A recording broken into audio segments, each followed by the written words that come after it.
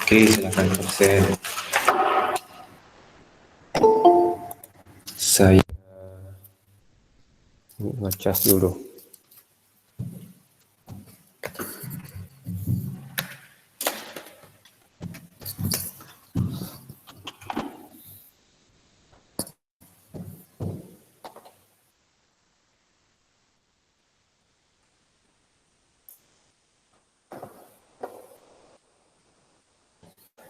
Oke, nah ini ya saya coba terus terus belajar juga. Jadi di ayat ini tertulis sebab barang siapa malu karena aku, jadi karena seorang pribadi Yesus, dan kemudian karena perkataanku di tengah-tengah angkatan yang tidak setia dan berdosa ini, anak manusia pun akan malu karena orang itu apabila ia datang kelak dalam kemuliaan Bapaknya diiringi malaikat-malaikat kudus. Jadi ya ini untuk masa-masa sekarang mungkin membicarakan tentang sebuah pribadi yang katakan memang termasuk pribadi yang mengubahkan dunia, yaitu pribadi Yesus.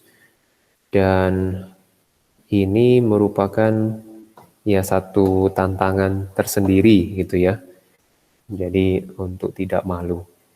Jadi kalau ketika malu ya jadi seperti apa ya? Seperti ketika mempunyai saya coba membayangkan untuk mempunyai seorang katakan ya awal-awalnya mungkin seperti teman ya. Dulunya teman, kemudian menjadi pasangan, kemudian menjadi istri. Nah, jadi kalau saya juga malu sampai katakan malu untuk memperkenalkan istri saya, ya bagaimana ya? Gitu. Saya masih tetap terus belajar. Jadi menyatakan, oh dalam ada perkataannya, ada pribadinya yang ya kepribadian yang memang terus saya pelajari dan juga perkataan-perkataannya yang terus dipelajari. Ya, jadinya mari kita ya saya tetap belajar untuk setia untuk mengikuti pribadi ini dan mempelajari perkataan-perkataannya. Karena hubungan yang diperoleh adalah hubungan suatu hubungan yang pribadi, begitu ya, hubungan pribadi. Jadi hari apa begitu ya? Jadi saya ngobrol dengan katakan alumni seorang alumni dan di situ jadinya saya bertanya ya gimana sebenarnya untuk berdoa.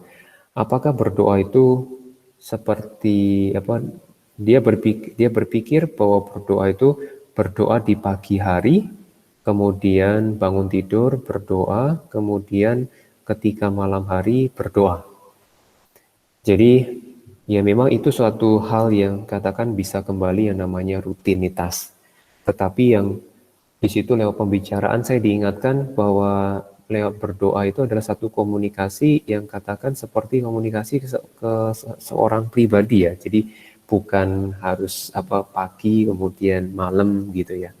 Tapi di situ saya senang bahwa pembicaraan itu menguatkan kembali, mengingatkan saya hubungan saya dengan Tuhan itu juga kapanpun saya bisa mengungkapkan perasaan saya. Ketika hal itu tetap menjadi sesuatu berdoa itu komunikasi dan itu perlu semacam ya kalau ngomong sama orang juga nggak perlu canggung-canggung begitulah ya. Jadi itulah yang katakan wah luar biasa bahwa ini mengenal sebuah pribadi dan kemudian komunikasi bisa di dalam hati begitu dan dia begitu dekat bahwa Yesus dan Roh Allah itu begitu dekat dengan saya. Oke. Kita saat ini saya mau bilang kalau hari Selasa itu hanya penilaian hariannya hanya dari turunan alkana saja, bensenanya enggak. Kemudian untuk bahan pas itu sampai alkana saja. Jadi alkananya adalah tata nama, reaksi, kemudian senyawa-senyawa yang bermanfaat di situ. Ya, jadi turunan alkana ada aseton, etanol. Nah, itu dibaca ya, dibaca sendiri di situ. Nah, oke, jadi itu informasinya. Kalau ada pertanyaan silakan. Nah, kemudian saya mengingatkan beberapa hal sebelum penilaian minggu depan, hari Selasa. Kemudian nanti tugasnya kemarin kuis ya. Jadi penugasan untuk reaksi itu di hari Senin ya. Di hari Senin. Tolong cek untuk tugas di hari Senin apakah masih ada slot, sama untuk Selasa apakah masih ada slot.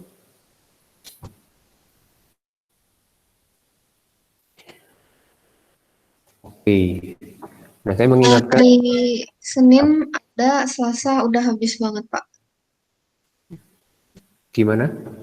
Hari Senin masih ada slot, Selasa udah habis banget. Oke. Berarti ke Jumat ya. Kalau Jumat masih ada nggak? Masih.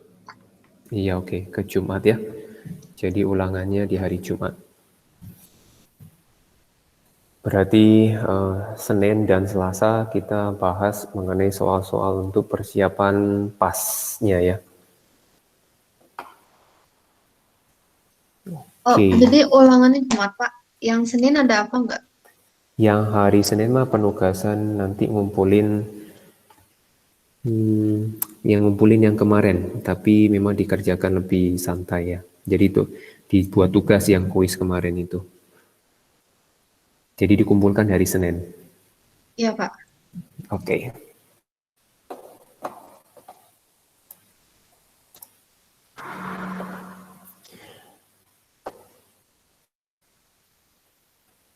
Nah, kemudian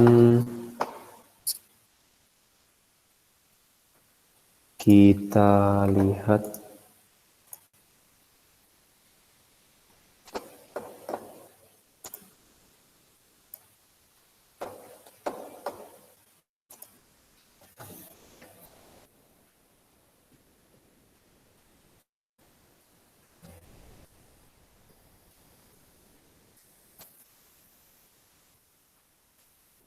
ya, nanti untuk yang hari Jumat itu pilihan ganda. Jadi ada untuk mempercepat penilaian masuk. Nah, ada hal yang ditanyakan silakan. Oke. Kemudian saya nyalakan suportifnya dulu. Kalau ada yang bertanya.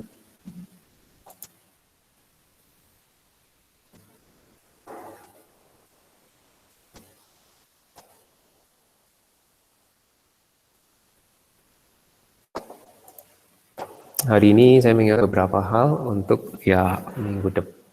Oke, sebenarnya berarti masih bisa hari Selasa kalau kayak gitu.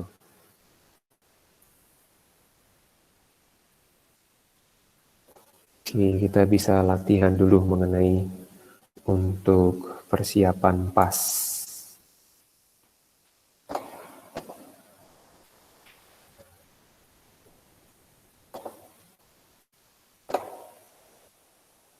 Kalau ada pertanyaan langsung ke ini ya, ke sementara ke kolom chat dulu ya, chatnya Google Meet.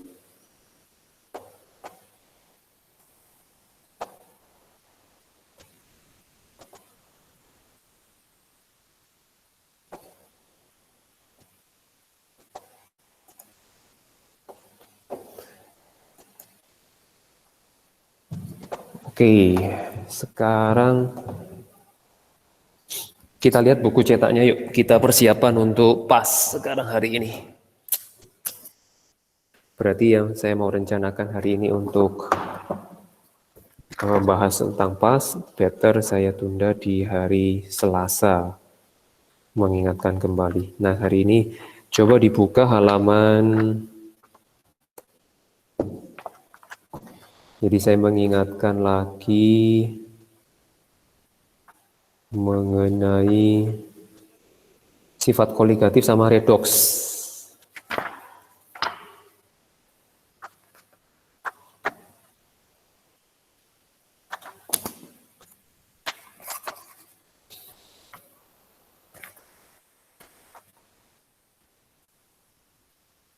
Buka di halaman 200.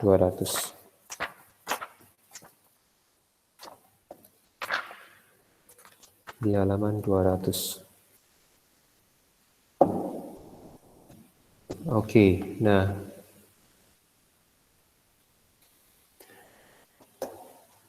sekarang kita kerjakan nomor 1. Ya, nomor 1 halaman 200 ya. Nah, kemudian buka Sokratifnya. Kemudian kita jawab multiple choice di sini.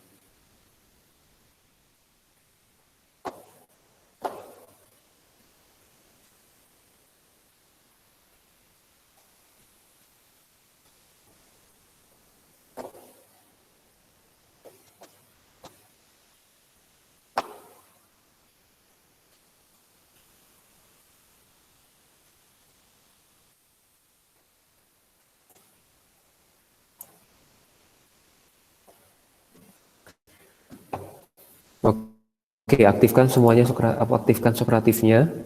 Jadi halaman 200 di buku cetak.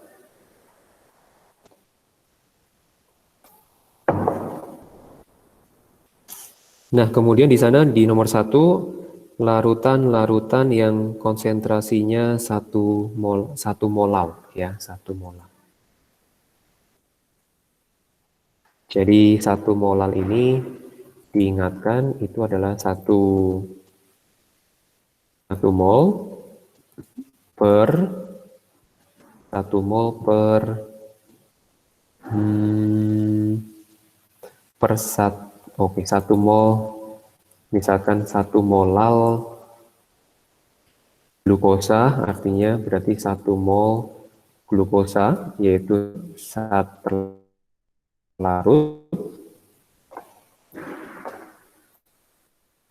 terlarut, kemudian di dalam 1 kilogram pelarutnya. Jadi 1 molal, berarti ada informasi 1 molal larutan, begitu ya. Sini larutan glukosa itu terdiri dari glukosa dan air. Pelarutnya sendiri adalah sama dengan air. Jadi mana yang sesuai begitu?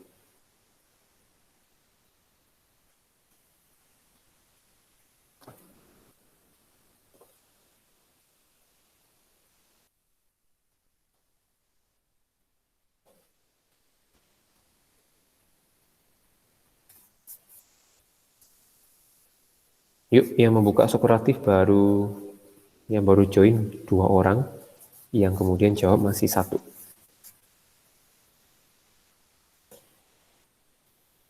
Sir, Ya.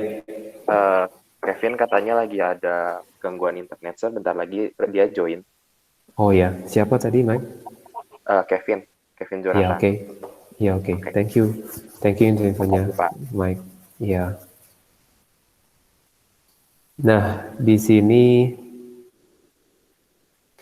berkait, kita cek ya dari yang 1. Jadi sambil mengingat, jadi berkaitan pernyataan yang pertama. Pernyataan yang ke-1, nah itu 1 mol NaOH di dalam 1 liter air. Nah, untuk 1 liter air ini, dia belum tentu sama dengan 1 kilo. Ya. Jadi kita nggak bisa, kecuali kalau ada asumsi bahwa massa jenisnya adalah 1 kilogram per liter, baru kita bisa pakai, gitu ya. Jadi pernyataan yang satu itu kita pending dulu.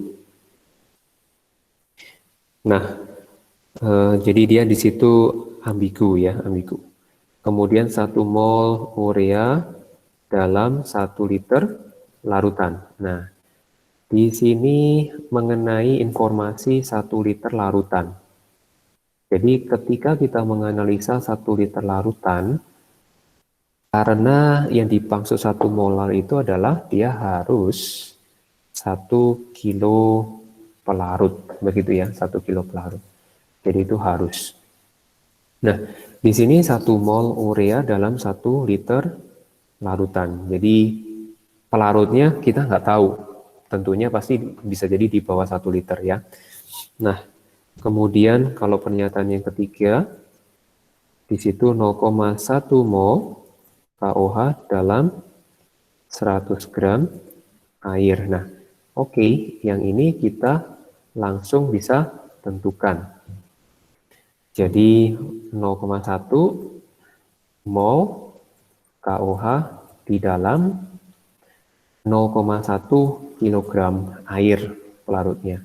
Jadi di pembagi ini dapat 1. Oke, nomor 3 sudah dapat dipastikan bahwa dia benar. Begitu ya. Kemudian yang keempat.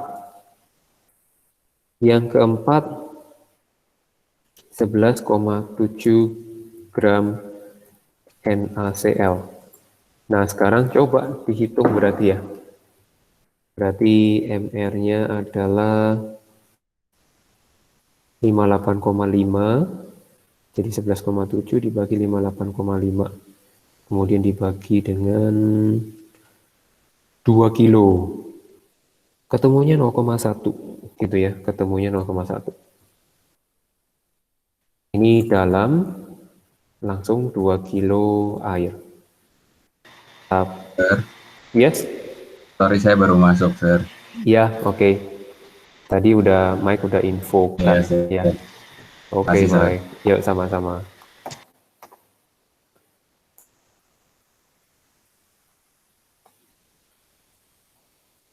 Yang ini silakan absen dulu.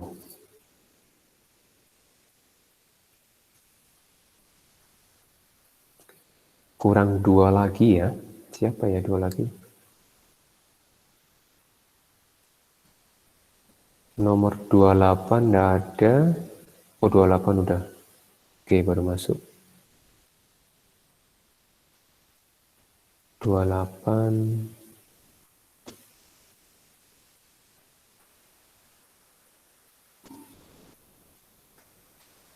Kurang 1 orang sebenarnya.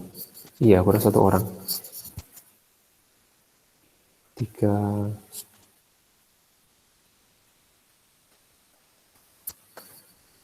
6, 7, 8, 9, 10, 11, 12, 13, 14, 15, 16, 17, 18, 20, 1, 2, 24, 25, 26, 27, 28. Oh, enggak, Ding. Oke, tadi Ray ya baru masuk ya.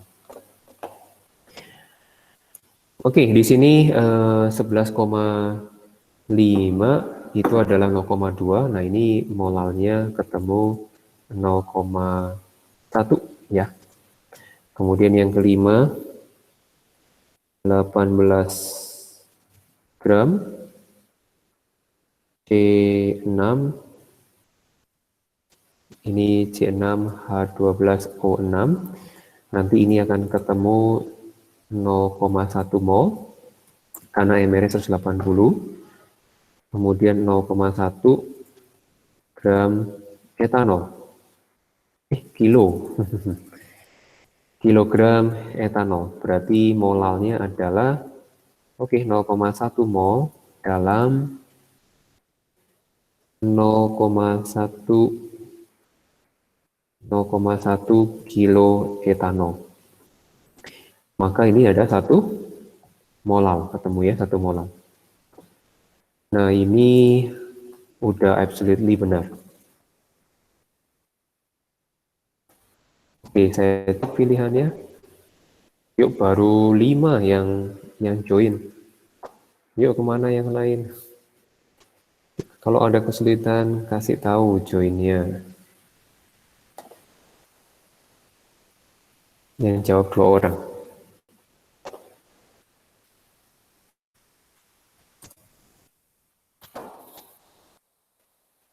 Oke, berarti 3 dan 5. 3 dan 5 udah pasti benar. Kemudian, nah yang lebih 1 sama 2, berarti kita milih yang 1 ya. Karena dia bisa dengan asumsi 1 kilogram, karena kita bisa menggunakan ini, asumsi 1 kilogram per liter. Oke, berarti jawaban adalah B ya. Yang nomor berikutnya. Sir, Iya. itu sih sifat dia bisa jadi ionnya nggak dimasukin, yang nggak diperhitungkan. Oke. Good question. Nah, kalau di dalam perhitungan molar larutan kita nggak masukkan, gitu ya, nggak masukkan. Oke. Jadi contoh NaCl, ini diskusi. Jadi 11,7 gram NaCl, memang ini yang sering menjadi mungkin pertanyaan atau pemikiran ya. Kemudian ini 11,7 gram, MR-nya kan dia diketahui NaCl sama dengan 58,5 ya. Di sini maka molnya udah diketahui dari atas tadi adalah 0,2 nih, 0,2 mol NaCl. Nah, untuk larutannya sendiri, jadi berkaitan sama kemolalan, NaCl dia masih tetap apa adanya, mol apa adanya, 0,2 dibagi masanya 2 kilo air. Jadi makanya ketemu 0,1 molar. Nah, pada saat ion-ionnya diperhitungkan, gitu ya. Oke, di sini saya tulis. Pada saat katakan memperhitungkan namanya ion-ionnya, itu pada saat memperhitungkan artinya sedang membahas sifat koligatif. Nah, oke. Jadi ketika kita berbicara mengenai konsentrasi kemolalan, kita nggak membahas mengenai jumlah partikelnya berapa, seperti itu enggak. Tapi pada saat membahas sifat koligatif, nah itu mulai diperhitungkan. Maka dari itu, seperti contoh misalkan pakai delta ya. Oke, di sini saya belum menemukan cara untuk cepatnya. Delta T, misalkan delta TP. Delta TP boiling ya. Delta TP itu adalah M kalikan KB. Nah, M sama KB, M-nya ini adalah N per T kalikan KB. Nah, kemudian di sini ketika ada ion, muncullah yang namanya faktor Van Hoff. Ting, gitu ya. Jadi faktor Van Hoff itu kita mengetahui, jadi untuk mengetahui pengaruh atau yaitu sifat koligatif untuk mempengaruhi besar sifat koligatif. Nah, besar koligatif itu kita memperhitungkan di sini jadinya memperhitungkan jumlah ionnya kayak gitu, Michael. Jumlah ion. Ya. Jadi ketika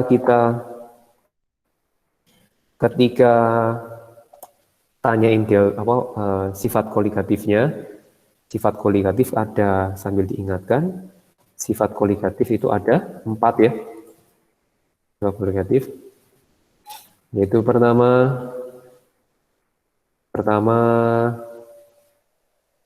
adalah penurunan tekanan uap jenuh larutan, ya karena berbicara larutan. Kemudian kenaikan titik-titik larutan, kemudian penurunan titik leleh larutan, kemudian tekanan osmosis. Ya, jadi 4 ini. Gimana? Mungkin Mike ada terpikir yang lain? Silakan. Belum, Sir, belum kepikiran lagi. Oke, udah jelas ya? Iya. Oke, jadi kalau ketika membicarakan konsentrasi, udah. Jadi kita nggak membicarakan di dalamnya ada berapa partikel, sebagainya. Tetapi ketika berbicara sifat koligatif, oke, kita memperhitungkan partikelnya itu mengion atau tidak. Karena yang mempengaruhi sifat koligatif adalah jumlah partikel yang ada di dalam larutan. Ya. Oke, nah sekarang udah 7 yang masuk. Nah, saya refresh lagi. Nah, sekarang kita ke nomor 4. Nomor 6. Nomor 6.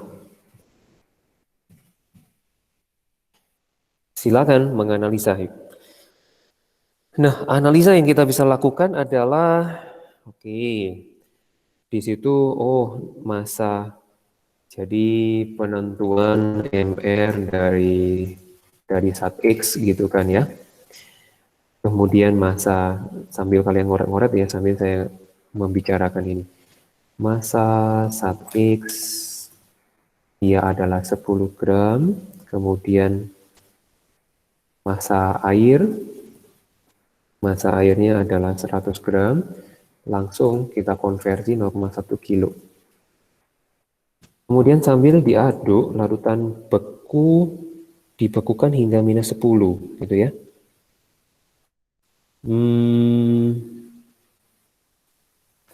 Minus 10. Nah, setelah itu suhu dibiarkan naik, diukur selang 1 menit.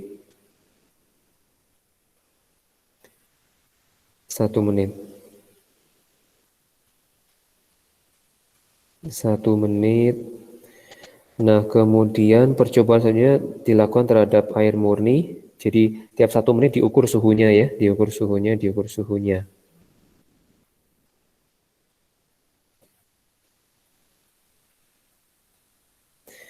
Lewat grafik gitu ya, bukan grafik, tabel, melalui hasil percobaan, kita perlu mencari titik beku atau ini istilahnya titik beku, bukan titik leleh ya. Titik beku. Titik leleh sama titik beku bedanya apa ya? Ya, jadi hanya memang prosesnya aja ya. Titik beku itu proses dari titik beku. Berarti dari cair ke padat ya. Jadi kalau titik leleh, mereka yang dimaksud adalah satu suhu yang sama. Kalau ini mah dari padat ke cair.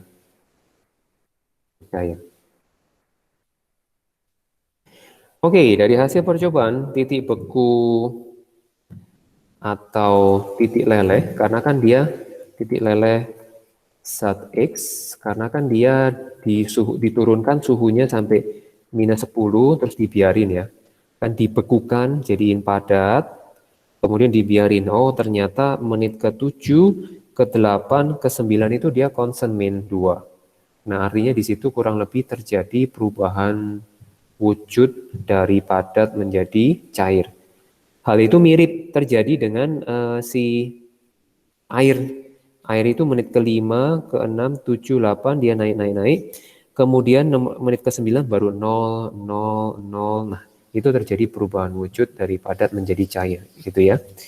Jadi ini titik leleh, titik beku itu sama, yaitu min 2 derajat. Oke, jadi ketahuan delta TF-nya adalah 2 ya.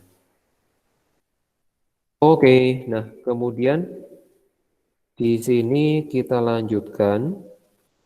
Kita anggap dulu di sini nggak ada informasi apa-apa, nggak ada informasi mengenai bahwa dia itu akan mengalami ion atau apa dan sebagainya. Itu nggak ada informasi sama sekali. Jadi kita asumsi dulu adalah zat X itu adalah non elektrolit ya, non elektrolit. Oke, jadi rumusnya apa sekarang? Yuk join dulu, baru 5 orang lagi. Kalau udah menemukan silakan jawab ya. Nah, ini dari delta TF itu sama dengan KF kalikan M. Kemudian KF-nya sendiri adalah 1,8. Oke, taruh di bawah. Ini 2 sama dengan 1,86. 1,66 kali M-nya. Berarti M-nya adalah 10 dibagi MR.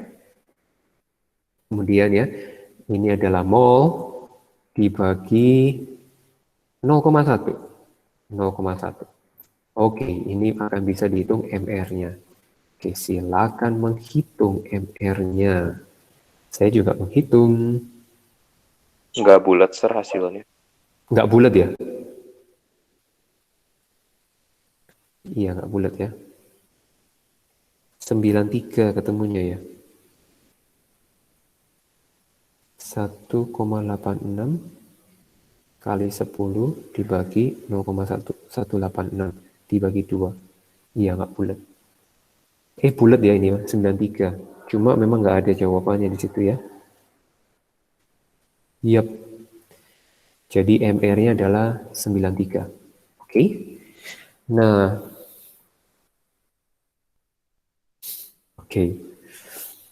Nah, ini jawabannya ya mungkin sampai masih mengingat-ingat ya. 9 yang C. Oke, nah sekarang coba sekarang ke nomor 10. Nomor 10. Nomor 10, saya refresh dulu. Yuk silakan sambil join ke Sokratif. Nah, nomor 10 silakan sambil ini mengenai tekanan osmosis ya. Jadi tekanan osmosis. Tekanan osmosis itu adalah bisa diartikan menjadi pergerakan molekul air ya. Jadi ada dua tempat. Misalkan di situ ada membran semi permeabel. Oke, saya gambarin supaya ada gambar-gambar. Jadi dia merupakan pergerakan molekul dari konsentrasi larutan yang katakan rendah ke konsentrasi larutan yang tinggi. Itu yang osmosis.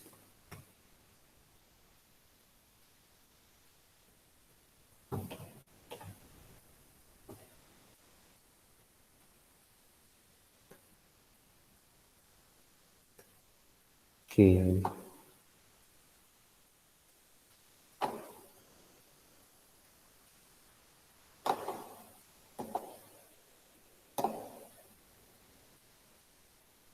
Oh.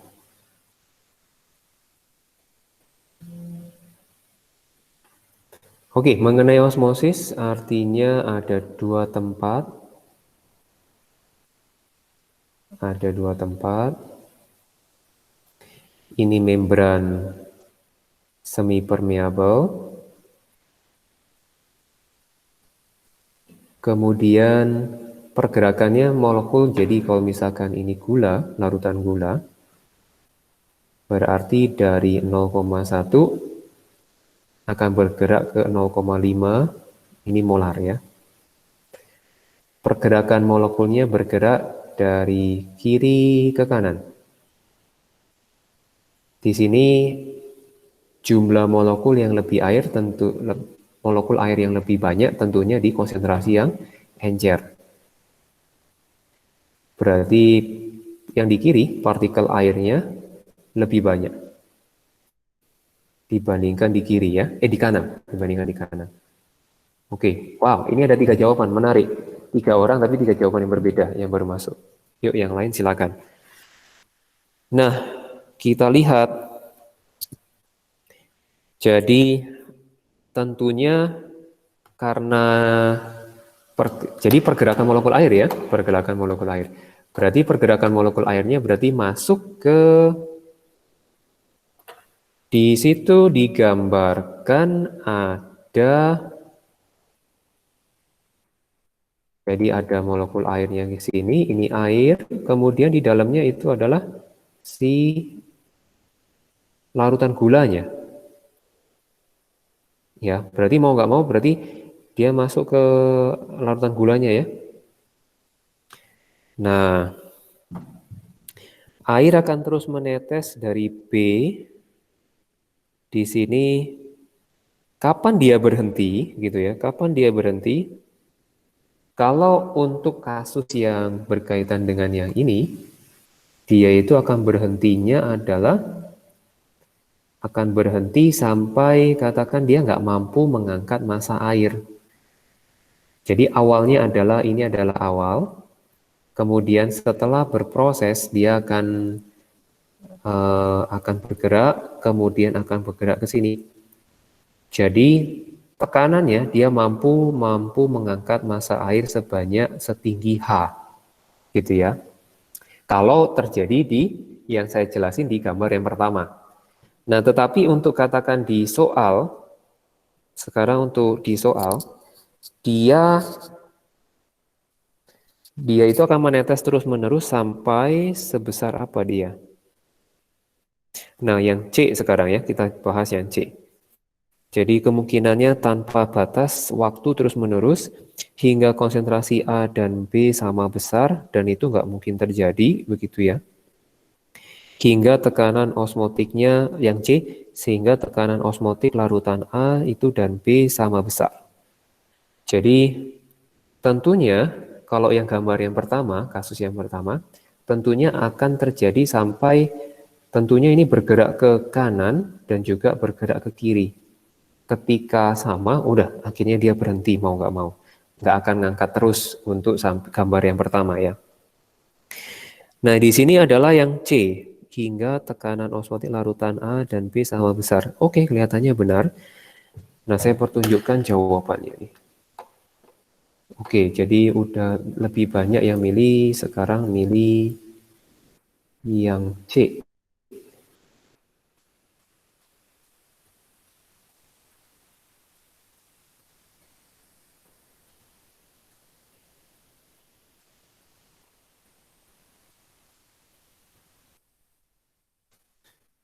Jadi milihnya yang C ya, coba. Hingga tekanan osmotik sangat besar. Oke, itu yang utama. Yang D kita lihat, hingga tekanan osmotik larutan A dikurangi tekanan osmotik larutan B sama dengan, oke, yang ini airnya sudah menetes, gitu ya, airnya sudah menetes sehingga ada tingginya. Tekanan, oke. Nah, oke, yang D kelihatannya jadi lebih benar ya. Nah, karena yang C itu masih belum spesifik, tekanannya itu sama besar sampai kapan gitu ya. Nah, coba lihat yang E. Yang E tekanan osmotik B dikurangi tekanan osmotik tekanan osmotik A itu sama besar, oke. Jadi D dan E itu terbalik ya, terbalik aja. Oke. Nah, saya perjelas di sini. Jadinya, mari kita lihat.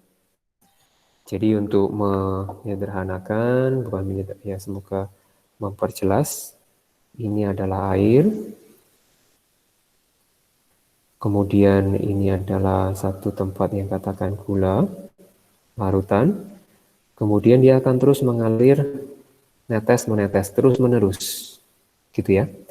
Tentunya nanti ini akan katakan, jadi dia akan menetes terus-menerus, jadi airnya akan keluar. Kemudian nanti ada kemungkinan ini akan sampai di sini, bisa jadi. Karena kan sisa atasnya dia keluar ya. Jadi ada ketinggian, pada suatu saat akan berhenti.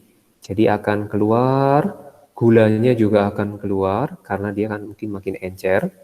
Tetapi nanti dia akan berhenti ketika ada yang keluar, kemudian yang ketinggian ini adalah ketinggian ini adalah menunjukkan tekanan osmotik airnya. Ya, tekanan osmotik dari dorongan dari air ya. Jadi dia akan mendorong ke sini, dia mengangkat air setinggi yang ini, gitu ya, setinggi yang itu. Jadi tekanan osmotik mana yang lebih besar? Yang lebih besar adalah dari A, dia mendorong A ke B. Berarti kalau yang B yaitu gula itu keluar itu kecil ya, lebih kecil. Oke, jadi tekanan osmotik yang A dikurangi tekanan osmotik yang B nanti akan sama dengan ketinggian cairan yang ada di atasnya. Begitu ya. Oke, jadi yang D itu jadi lebih detail. Maka jawabannya adalah D. Oke, sampai sini ada pertanyaan nggak? Sir, Iya. yang tekanannya lebih besar itu B ke A ya kayaknya. B ke A, bukan, A ke B. Karena kan dia pergerakan molekul air. Jadi molekul justru si pergerakan dari daerah A ke daerah B itu mampu mendorong air sampai terangkat. Jadi dia itu mendorong. Pergerakan molekulnya mendorong. Oh kan, oh AT yang di, oh iya kebalik A yang di luar ya. Iya, A yang di luar. Yes, Oke. sir, oke. Iya. Nah, sekarang kita lanjut dengan nomor 12. Nomor 12. Lebih banyak yang join, lebih better, lebih semangat juga. Kita kerjakan nomor 12. Oke, nah di sini jangan di situ ada Van Hoff. Gitu ya Van Hoff-nya. Jadi masing-masing jadi yuk yang sudah bisa nemu silakan jawab. Nah, yang tertinggi. Yang tertinggi. Jadi kalau kita analisa faktor Van Hoff berarti kan ini titik didih ya. Berarti titik didih kita hitung delta TP-nya sama dengan KB dikalikan M kalikan I, karena I itu muncul ketika ini milik dari larutan elektrolit, gitu ya, elektrolit. Jadi ini I. Kemudian yang ditanyakan itu hati-hati, ada yang ditanyakan adalah titik didih tertinggi. Yang ditanyakan titik didih tertinggi. Jadi kalau titik didih kan ini berbicara larutan ya. Larutan itu adalah satu larut dalam air seringnya. Yang dipakai itu pelarut air. Berarti titik didih tertinggi adalah 100 ditambah delta TP. Delta TP. Nah, berarti kalau kalian lihat tertinggi, berarti delta TP-nya harus besar. Delta TP besar. Jadi ini delta TP besar. Kemudian delta TP besar, setelah delta TP besar, dia berarti I-nya harus besar. Kenapa I-nya besar? Karena molalnya sama, Kb-nya juga sama ya. I-nya jadi harus yang terbesar. Berarti dimiliki oleh kayaknya satu jawaban. Oke, baru 2 orang aja yang jawab. Kasih, ayo.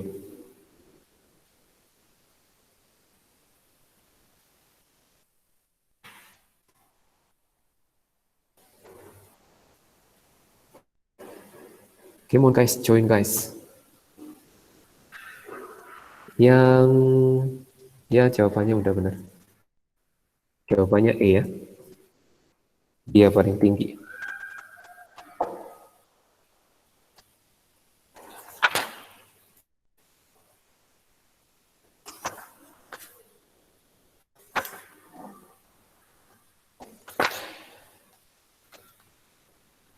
Nah, sekarang nomor 14. 14 halaman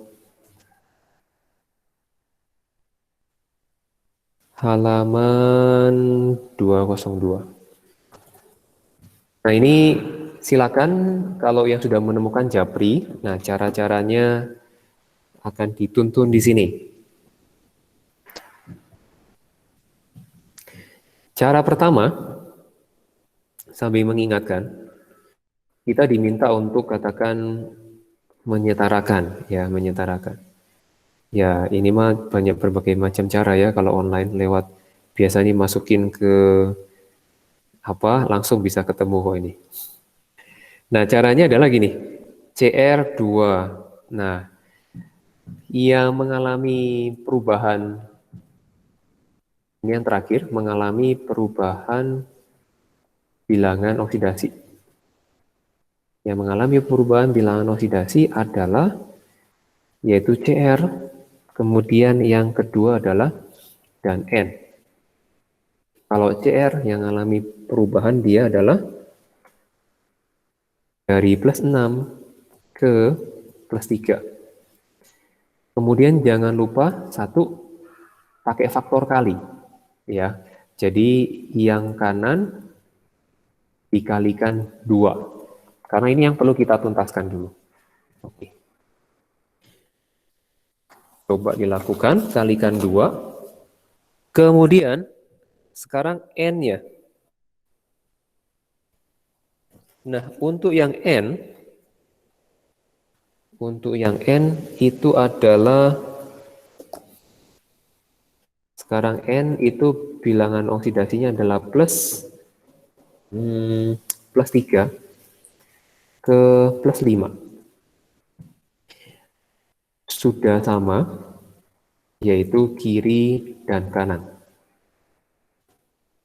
Yang keempat perubahannya disamakan.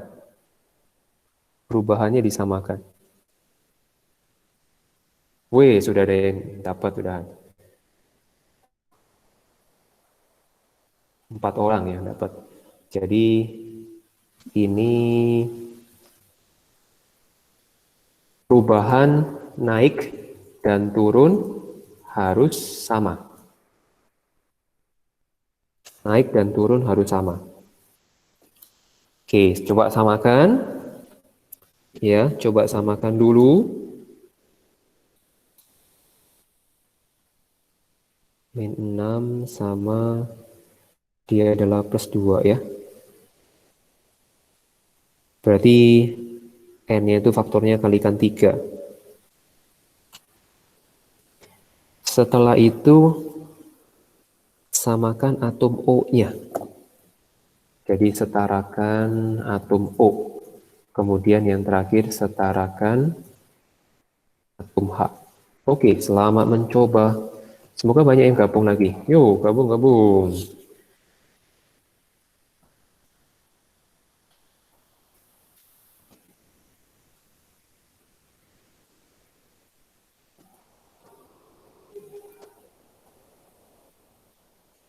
Berarti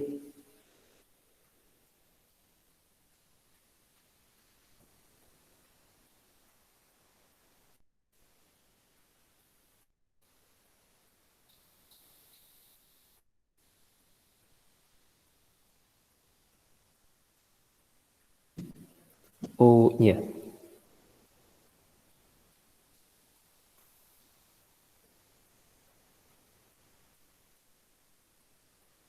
Wow.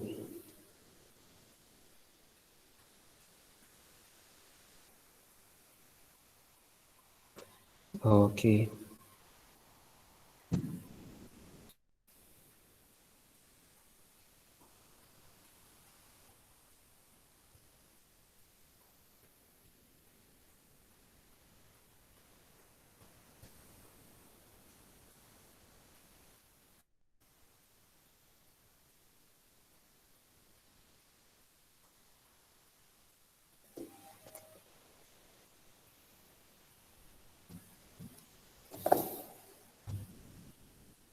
Yang ini yang ketemunya. Oke, yang jawab masih ya, yang gabung 6. Kemudian ini jadi 4.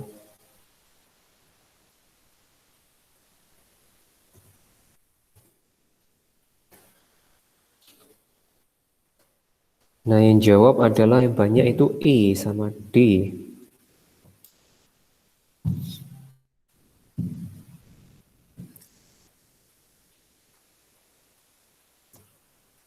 Perubahannya. Kita samakan perubahannya. Nanti coba cek saja sehingga ketemu. Harusnya nggak ada jawaban kayaknya ya. Yang ini 7, 6, 13, 9, 4. Ah iya, jadi 4. Ada jawabannya. Oke, yaitu pertama adalah jawaban yang benar yang D ya, hati-hati. Satu orang yang jawab dari apa tadi 4 ya, 4. 4 satu yang jawab D. Jawabannya adalah yang D. Nah, ini cara triknya juga bisa untuk supaya cepat tinggal masukin mana yang ini ya. Kalau dalam persamaan redox yang terpenting adalah yang menjadi fokus adalah jumlah atom. Itu adalah kiri dan kanan harus sama. Kemudian yang kedua adalah jumlah muatan. Ini adalah jumlah muatan. Nah, itu perlu dua-duanya perlu dicek ya untuk diperiksa. Oke, sampai di sini dulu pertemuan kita. Kalau ada pertanyaan silakan tadi kalau ada pertanyaan. 1, 2, 3, nggak ada. Oke, sampai di sini dulu. See you next week ya. Jangan lupa absen. Thank you, sir. Iya, sama-sama. Thank you, sir. Iya, sama-sama. Terima kasih, Sir. Ya.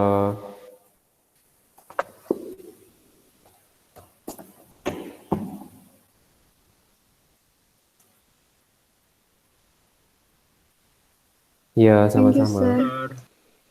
Ya. Ya, Sir, itu yang kemarin jadi gimana? nanti minggu depan baru saya kasih info. Karena memang saya belum ngobrol lagi. Yap. Oh, iya, ya. Oke, Ya, thank you, sir. sama-sama.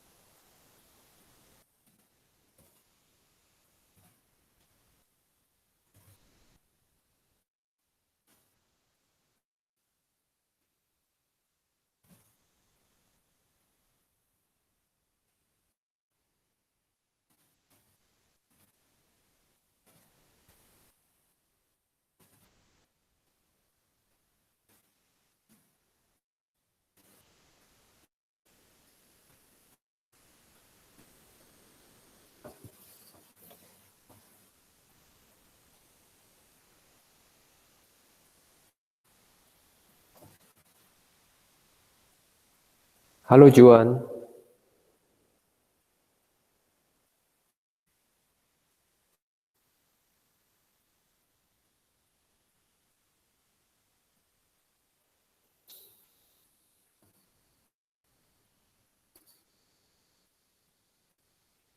Halo Juan.